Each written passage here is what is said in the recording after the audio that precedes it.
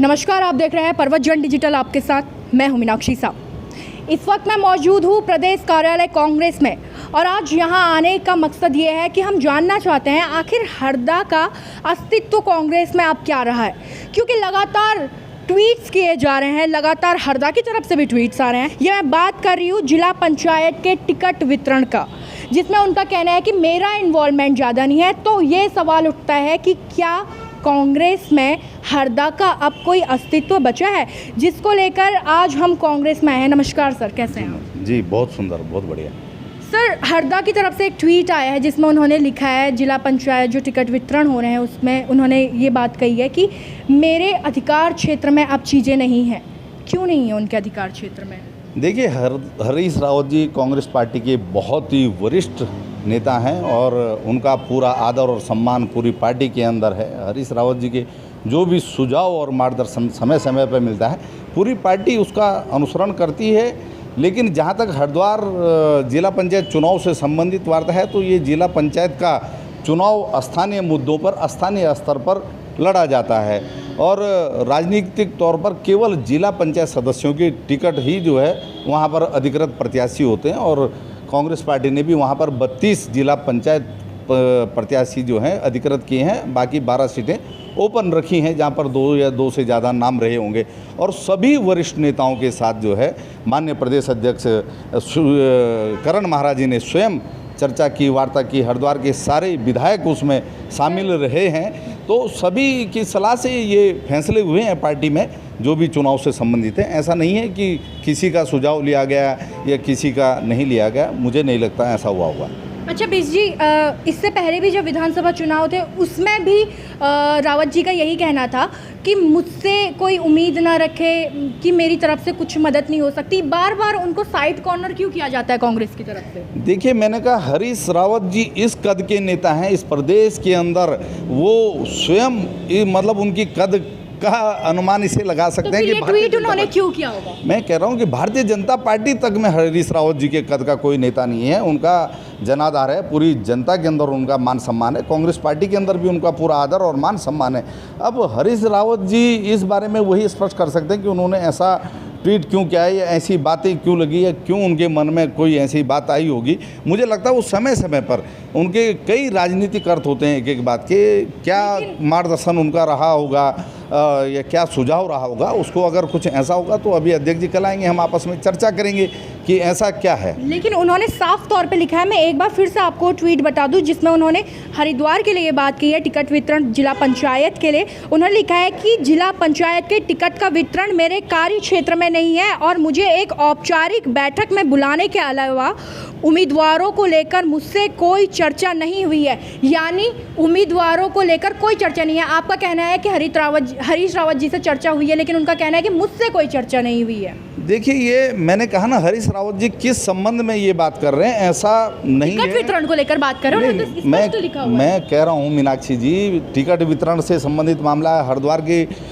Ticket वितरण के लिए पार्टी की एक कमेटी पहले से वहाँ पर बनी थी, पार्टी के प्रभारी वहाँ पर पहले से घोषित किए गए थे और अभी टिकट वितरण के लिए देहरादून में सभी विधायकों को बुला करके कांग्रेस भवन में और तमाम हरिद्वार के जिला अध्यक्ष सहित सभी वरिष्ठ नेताओं को बुला करके स्वयं हरीश रावत जी उसमें उपस्थित थे। तो पूरी सलाह हुई है और किसी एक आध सीट पे अगर ऐसा कहीं रहा होगा कि हो सकता है कि जिस स्तर की सलाह उच्चारे नहीं हुई होगी, तो इस मामले में भी चर्चाएं आपस में बातचीत की जाएगी कि ऐसा। अच्छा, जैसे आप बार बार ये बात कह रहे हैं कि हरीश रावत जी को मीटिंग में बुलाया गया था, लेकिन उन्होंने लिखा है कि वो एक औपचारिक मीटिंग थी, उसको उन्होंने जोर देते हुए लिखा हुआ है कि औपचारिक मीटिंग थी। इसको लिखने की क्या जरूरत थी अगर उनकी सच में वैल्यू है तो? देखिए, मैंने कहा हरीश रावत जी किस संदर्भ में ट्वीट किया, किस संदर्भ में उन्होंने लिखा, इस मामले में तो हरीश रावत जी बेहतर बता सकते हैं या इस मामले में आदरणीय हमारे प्रदेश अध्यक्ष करण महाराज जी कह सकते हैं और उन्हीं के स्तर का ये बयान है।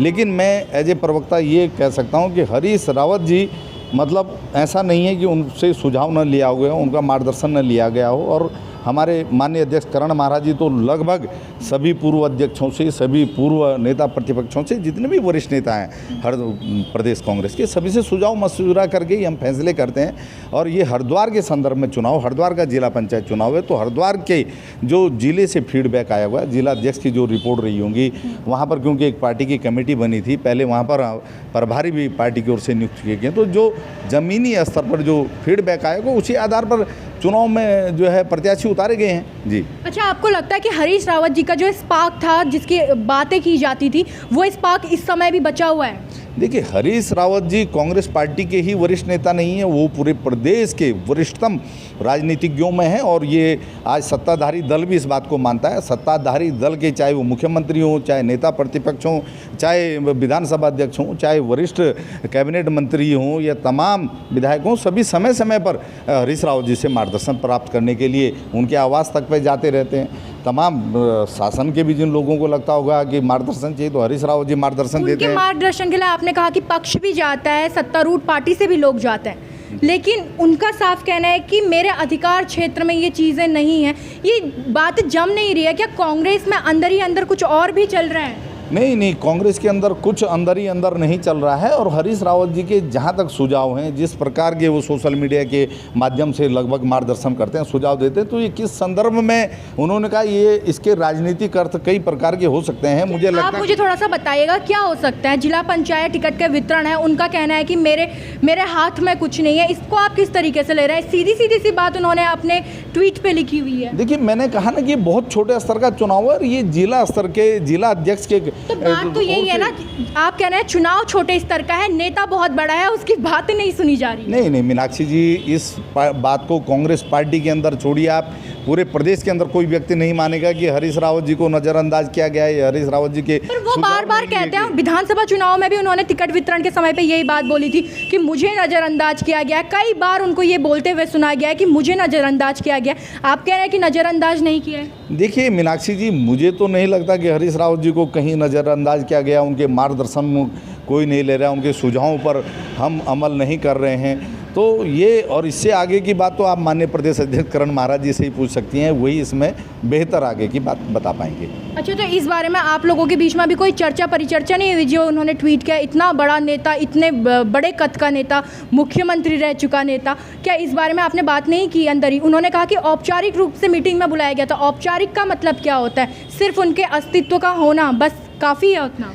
देखिए मीनाक्षी जी, मैंने कहा कि सवाल नहीं होता कि हरीश रावत जी से न पूछा जाए। हम किसी भी वरिष्ठ नेता, हमारे जितने भी पूर्व अध्यक्ष हैं, कोई भी नेता हों, तमाम समय समय पे सबका मार्गदर्शन लेते हैं। और कोई अगर इस प्रकार का चुनाव चुनाव का कोई मुद्दा हो और उसमें सामूहिक रूप से निर्णय न हो, ये सब मिल बैठ के फैसले लिए जाते हैं और मिल बैठ के ही प्रत्याशी उतारे जाते हैं, मिल बैठ के ही चुनाव लड़े जाते हैं। तो सामूहिक निर्णय की परंपरा हमारे यहाँ है, हमारे यहाँ आंतरिक लोकतंत्र है। और पार्टी के अंदर एक छोटा से छोटा कार्यकर्ता भी मुखर होकर अपनी बात कहता है, तो वरिष्ठ नेताओं के तो आप अंदाज़ा लगा सकते हैं कि उनके मार्गदर्शन और सुझाव के बिना तो कुछ होगा ही नहीं। क्या आप इस बात को कोट कर सकते हैं कि उनका सुझाव 100% लिया गया है?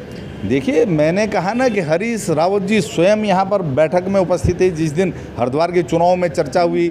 और मैंने कहा, हरिद्वार के जो भी पक्ष रहे होंगे, जिन नेताओं की भी वहाँ पर भूमिका होगी, और जो प्रदेश के वरिष्ठतम नेता हैं, सभी के सुझाव मार्गदर्शन से सामूहिक रूप से हरिद्वार के चुनाव में कांग्रेस पार्टी उतरी है और सामूहिक रूप से ही वहाँ पर हम चुनाव लड़ रहे हैं। सामूहिक रूप से चुनाव लड़ रहे हैं। अच्छा, हरीश रावत जी का कुछ ना कुछ अब बचा है कांग्रेस में, मतलब एक कद्दावर नेता, उनका अस्तित्व अब कांग्रेस में या उत्तराखंड की राजनीति में रहा है?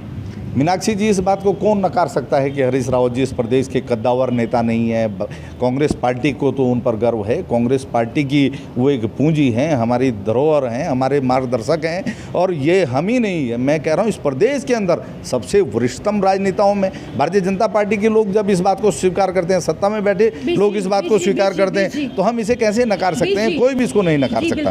बीजी, एक आखिरी सवाल आपसे करूंगी, मासूम हूँ ये दिखाने के लिए कि जिन लोगों से उनको लगा कि मुझे बहुत सारे लोगों के कॉल आ रहे हैं, मैं उनसे क्षमा याचना करता हूँ, तो अपने को एक मासूम दिखाने के लिए क्या इस तरीके के पोस्ट इतने बड़े कद के नेता कर रहे हैं? देखिए मीनाक्षी जी, ऐसा रहता है कि जब चुनाव क्षेत्र होता है वहाँ पर कार्यकर्ताओं के दबाव रहते हैं, और जिला पंचायत में या बीडीसी में ऐसे हैं कि एक एक सीट पे कई प्रत्याशी होते हैं, पार्टी के कई लोगों की इच्छाएं ऐसी हो सकती हैं, लेकिन पार्टी के जो सर्वे रहते हैं, पार्टी के जो जिला अध्यक्ष की रिपोर्ट रहती है, उसमें हो सकता है कि उन लोगों को पार्टी प्रतिनिधित्व न दे पाई, और ऐसा कोई कार्यकर्ता रहते हैं जो नेताओं के पास जाते हैं, कहते हैं, तो ऐसे समय में निश्चित है कि सभी कार्यकर्ताओं की बात को रखा जाता है। और कोई अगर कार्य ऐसा छूटा होगा कोई क्षेत्र, तो निश्चित कल अध्यक्ष जी यहाँ पर आ रहे हैं, सब लोग बैठ के चर्चा करेंगे, और निश्चित अध्यक्ष जी की वार्ता हरीश रावत जी से हो चुकी है इस संबंध में, तो जो चीज़ें रही होंगी वो सब साफ हो जाती हैं, कोई दिक्कत नहीं।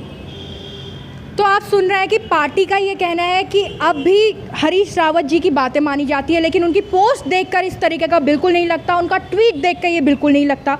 आपको बता दूं कि हरिद्वार में टिकट वितरण को लेकर उनका एक ट्वीट आया है कुछ घंटे पहले। उन्होंने कहा है कि मेरे कार्य क्षेत्र में ये नहीं है, मुझे एक औपचारिक बैठक में बुलाने के अलावा उम्मीदवारों को लेकर मुझसे कोई चर्चा नहीं हुई है, जिसमें उन्होंने साफ कहा है उम्मीदवारों को लेकर मुझसे कोई चर्चा नहीं हुई है। और कांग्रेस वाले कहते हैं कि भैया चर्चा तो हुई है, तो अब क्या मासूम बन रहे हैं हरीश रावत जी, या फिर कांग्रेस वाले उन्हें अंडर एस्टिमेट कर रहे हैं, या फिर अब कुछ भी नहीं समझ रहे हैं? तो फिलहाल अभी मेरे साथ इतना ही, इसकी पूरी अपडेट देंगे आपको, बने रहिएगा पर्वत जन डिजिटल के साथ।